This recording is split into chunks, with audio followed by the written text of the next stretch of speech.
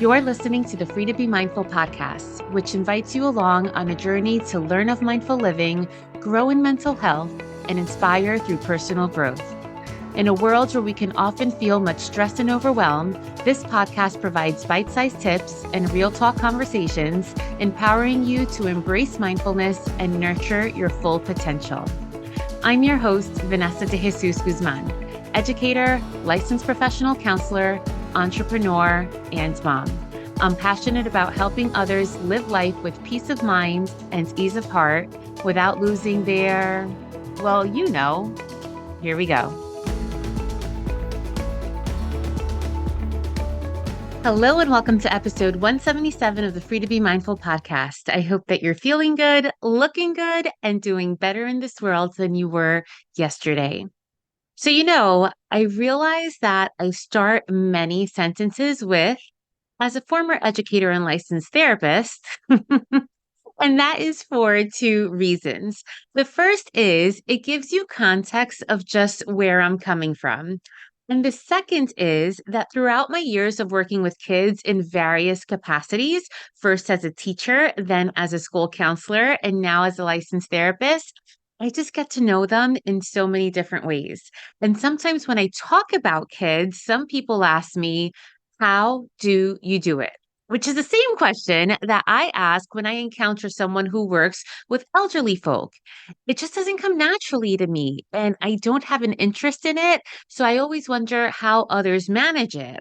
But with kids, specifically ages 7 and up, and even more specifically with middle school kids, it's just a no-brainer for me. I don't have to think too hard. It just comes. It's natural for me. So with all that being said, here I go. As a former educator and licensed therapist, I absolutely love the Pixar movie Inside Out.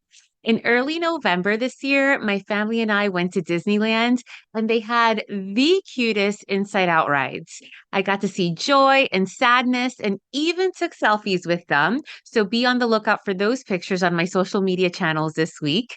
And I'm super duper excited for the part 2 that's coming out in June 2024.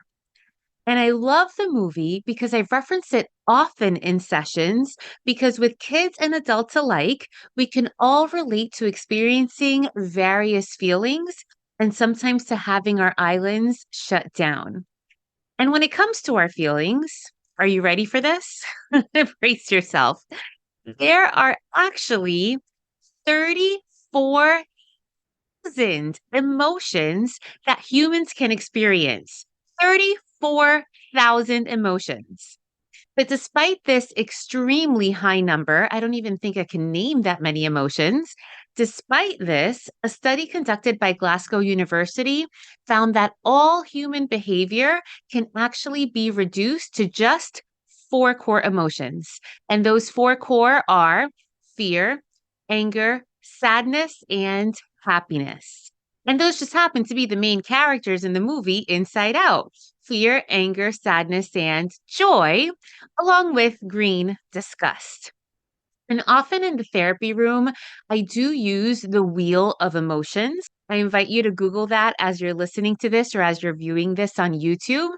It's a circle with 3 different layers, and the innermost circle gives the core emotions of joyful, anger, sad, scared, and disgust, along with surprised. And there are variations of it as it sometimes includes calm or sometimes it includes powerful in the middle as well. But then in the second and third outermost layers, it then gives basically synonyms of these core few feelings. And it's super helpful in helping people understanding what is it that we're feeling and where is it coming from. Again, I mentioned what is it that we're feeling and where is it coming from. And this is just as helpful for adults as it is for kids. Because the reality is, and you know that navigating emotions can be complicated. And when we feel things, we can feel them deeply. And sometimes we can even experience them in such an intense way that we can either shut down, that's the shutting down of the islands part, or we experience things as if they're happening for the very first time. And knowing that, it makes sense why things or actions can make us react, think, or feel a certain way, whether it's a positive or negative situation. It also makes sense thinking of last week's episode of why sometimes people choose to outwardly and sometimes irresponsibly react as opposed to consciously and intentionally responding. But obviously, our emotions are just so complex and we feel them in very complex ways as well. And with the holidays approaching, my friends, it can be a time filled with joy, but it can also be a time where people experience a lot of difficult feelings, whether it's dealing with loss, grief, pain, difficulty in transitions and in life transitions. And maybe it's just bumps on the road in our journeys called life and it's regular things, but sometimes it can really be life altering things that happen. And in these tough times, it sometimes extends beyond our personal lives, right? When someone we care about is going through a tough time or with everything that's happening in the world right now, there truly is pain to be felt. So last week, again, we focused on the what to do, especially during the holidays, but also in general as well. This week, we're focusing on having that awareness of where we experience our emotions physically, and then how we experience them, what may they be rooted in, and then how do we balance or manage them. That is our focus for this week. And that is so important to grasp, to comprehend, to really understand, because understanding our emotional spectrum is key to knowing how to balance emotions, whether they're feelings of happiness or of sadness. And so I'm sure this happens to you because it happens to me all the time where I may be having a good day and then something happens. And I may not even really notice what's happening, or oftentimes I do, but I keep pushing, right? And even though I keep pushing and keep moving because there's just things to get done, sometimes I don't notice that it shifted my mindset and or my energy from positive to negative. I don't like saying that feelings are negative, but you feel that shift when you are in a good mood and then all of a sudden you feel a little bit more sour and not in a great mood. And I definitely notice this more so when I think that someone was one, acting like a jerk and they were wrong. And two, when I just feel like I had the right of way and somebody just had no consideration.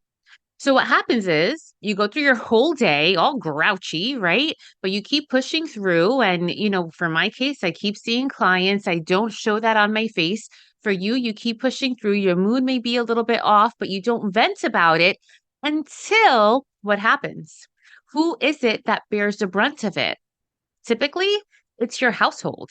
It's the people who love you the most. It's the people who finally get to hear you after you've been holding this in all day. And then at home, you let it go, whether you vent about it outwardly or whether you're just more grouchy with them because you know that they're going to love you anyway. But it's really unfair to do that, especially on our loved ones. And I do want to make it clear, by the way, that truly there is no right or wrong way to feel anything. But again, we do know that when we react versus respond, there can be numerous outcomes slash consequences, and that can really eat us up or sometimes bite us in the butt or sometimes impact people who we really care for. And the aspect of there is no right or wrong way to feel anything can sometimes be a really hard concept for many of us to embrace. Because I know that even in my own family, as a kid, I would hear the Spanish variations or versions of statements like, it is what it is. Why are you crying? That's not something to cry about. Keep crying and I'll give you something to cry about. Stop overreacting. You're making a big deal out of nothing. Ugh. The comment that makes me personally cringe the most is when boys are told, stop acting or stop crying like a little girl. And that drives me nuts because boys are allowed to feel their stuff too. And if more men knew how to feel their feelings, if they were taught as boys that they could feel their feelings and express their feelings appropriately instead of maybe shutting down or instead of turning to anger, just imagine how positive that would impact families, relationships, and even boardrooms. But that's a topic we'll delve into more on another day. So when we hear the types of comments that I just went through, or when we ourselves say these comments to our kids, I got to be honest, I've been guilty here and there of doing so myself.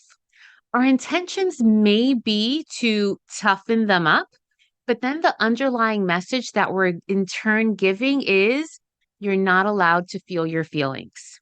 And the person on the receiving end then feels invalidated, which may give way to not being able to handle situations appropriately in the future because they don't let themselves truly feel their feels. And the reality of it all is that feelings are not a weakness. Even if we may feel weak in the process, feeling our feelings are not a weakness. We want to come out strong in battles, especially when we're going through hard things. But the first step is having that awareness of our feelings and then accepting our feelings. So, with that awareness comes understanding of where we feel the different feelings in our bodies. And when we come to fully get that, understand that 100%, then we get more in tune with our bodies and we know what is happening, especially when we are triggered by something. And this is important because the brain plays tricks on us. So, for example, I do a lot of public speaking. So speaking to large crowds doesn't really phase my conscious self. However, even though my brain doesn't feel nervous, my body gets nervous. So my heart rate does speed up a little bit. I do start to sweat. Again, even if my brain feels comfortable, my body reacts this way. And a little TMI, but keeping it real, I always have to use the restroom more than usual because, again, the nerves are there, even though my brain is not registering them. Similarly, so when I get angry, if I'm not at home, an outsider may never see any outward signs of anger because I know how to, as my brothers tell me, fix my face. But I know that when I'm angry, I clench my jaw and I actually get this tingling sensation in the middle of my palms. So my body language may seem like it says calm, cool, and collected, but my body really does keep the score, so to speak. So many of us are taught to suppress this emotional pain or to move past things and not truly address the baggage that we may carry. But when we do this, it becomes too heavy and it can lead to avoidance, to unhealthy defense mechanisms, or even being unable to realize when the weight is too much. And then we don't realize it until we reach a breaking point. And that's the part that we all want to avoid. So, when we're aware of what's happening in our bodies, we then want to acknowledge our emotions and even accept our emotions, accept the why. So, we can often ask ourselves these important questions, which I'm about to tell you. And these answers can then help us navigate and further understand our emotions. So, questions you may want to ask yourself include: what triggered my emotions? Is this feeling a result of the current situation? Or does it connect to a past experience or something deeper? Have I ever felt this way before? How did I handle it then? What specific thoughts are running through my mind right now? Are my expectations realistic in this situation? We talked a little bit about that in last week's episode. Am I reacting emotionally or responding thoughtfully? What are the facts of the situation? And how can I separate the facts from my emotional response? Is there a pattern to my emotional reactions in similar situations? How would someone that I respect and admire react or respond in this situation? What do I need right now to take care of myself? Sometimes we forget that.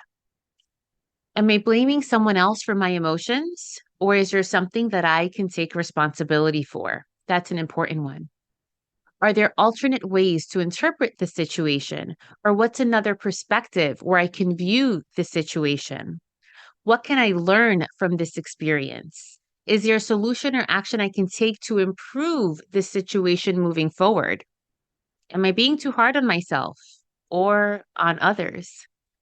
Is there a bigger picture that I'm losing sight of? What values of mine might be at play in this situation? Can I find gratitude or something positive in the midst of this difficulty? How might I communicate my feelings and needs effectively to others? And finally, am I taking care of my physical needs like sleep or nutrition that might be affecting my emotions? And that last question is typically one that gets people because you may ask yourself, I'm thinking about addressing these intense emotions. Why is it that I have to think about my physiological needs like hunger and like sleep?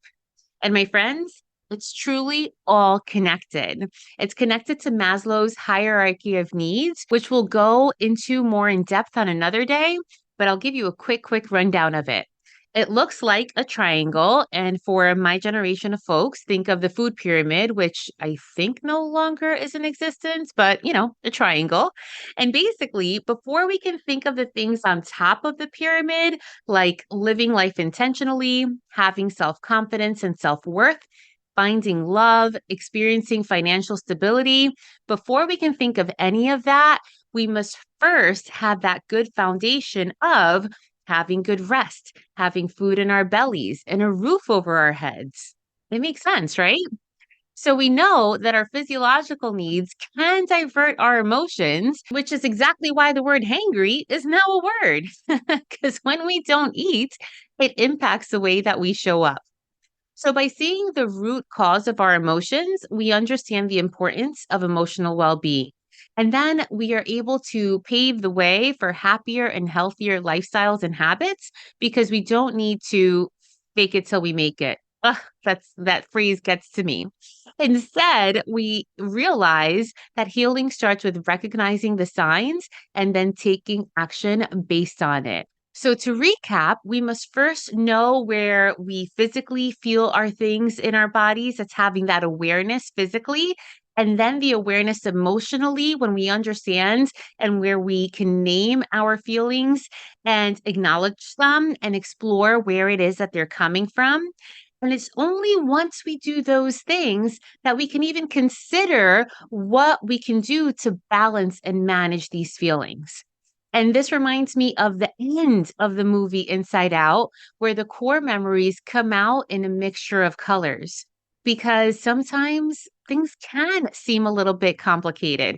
Our human emotions are really complex, and it's not uncommon for multiple feelings to coexist. So, for example, joy and sadness. You may feel happy at a friend's success, but then a little upset because you're going through a challenging time yourself.